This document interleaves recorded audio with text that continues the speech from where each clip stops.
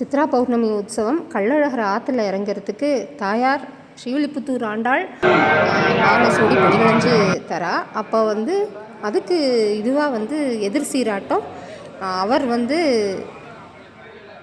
வஸ்திரம் தரார். அதை எந்த ஸ்தானிகர் ஏழை பண்ணிட்டு போகிறாரோ அவ்வாட்டில் வச்சு அடுத்த வெள்ளிக்கிழமை ஆண்டாள் ஊஞ்சல் ஏழி சாத்திக்கிற வரையும் அவ்வாட்டில் வச்சு திருவாராதனை ஆகி அன்றைக்கி பெரிய கோஷ்டி ஆகி சாத்துமுறையாகி கெட்டி மேளத்தோடு ஏழை பண்ணிட்டு வருவா கோயிலுக்கு.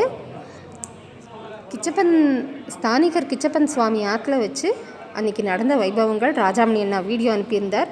இத்தனை நாள் கழித்து இன்றைக்கி எதுக்கு கொடுக்குறோம்?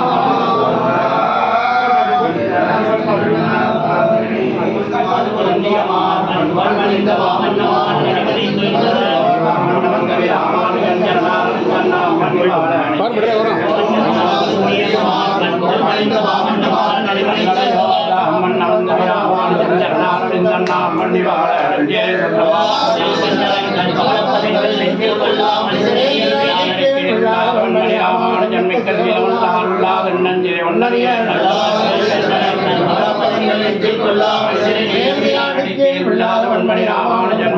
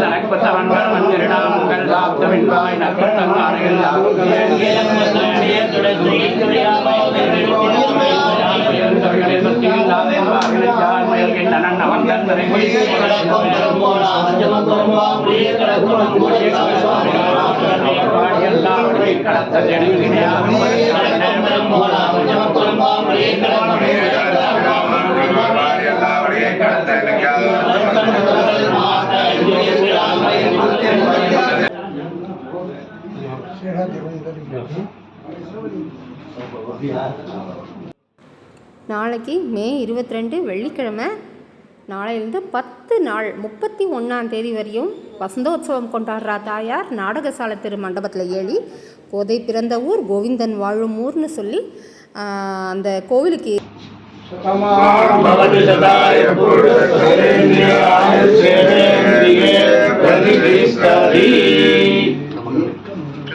திருவேங்கடமுடியான் சந்திக்கு ஏத்தாப்பில் இருக்கிற மண்டபத்தில் ஏழ்றா. குளத்தோட ரொம்ப அழகாக இருக்கும். பூச்சட்டையோட 10 நாளும் சேவை சாதிப்பா. 9 நாள் சேவை சாதிப்பா. கடைசி நாள் கலர் ட்ரெஸ்ஸில் ஜில்லு ஜில்லுன்னு வருவா. இதுக்கு மும்மாங்காய் மடிமாங்காய் கதையெல்லாம் நம்பாதீங்கோ. வெறும் தாயாரை மட்டும் சேவிக்கணும்னு வாங்கோ. பால்மாங்காய் உற்சவம் கடைசி நாள் ரொம்ப அழகான வைபவம். அவசியம் எல்லாரும் அனுபவிக்கணும்னு பிரார்த்திக்கிறோம். இது தாயார் வசந்த உற்சவம் கொண்டாடுறா. வசந்த உற்சவம் கொண்டாடுறா. திருமேனியில் சந்தன காப்போட பூச்சட்டையோட ரொம்ப அழகான வைபவம். அவசியம் எல்லாரும் அனுபவிக்கணும்னு பிரார்த்திக்கிறோம். நாடகசாலை தெருக்கு நாளையிலேருந்து 10 நாள் ஏழ்றா. தேசிகர் சுவாமி அருளின கோதாஸ்துதி சேவிச்சுட்டே வருவா. அவசியம் எல்லாரும் அனுபவிக்கணும் வரணும்னு பிரார்த்திக்கிறோம்.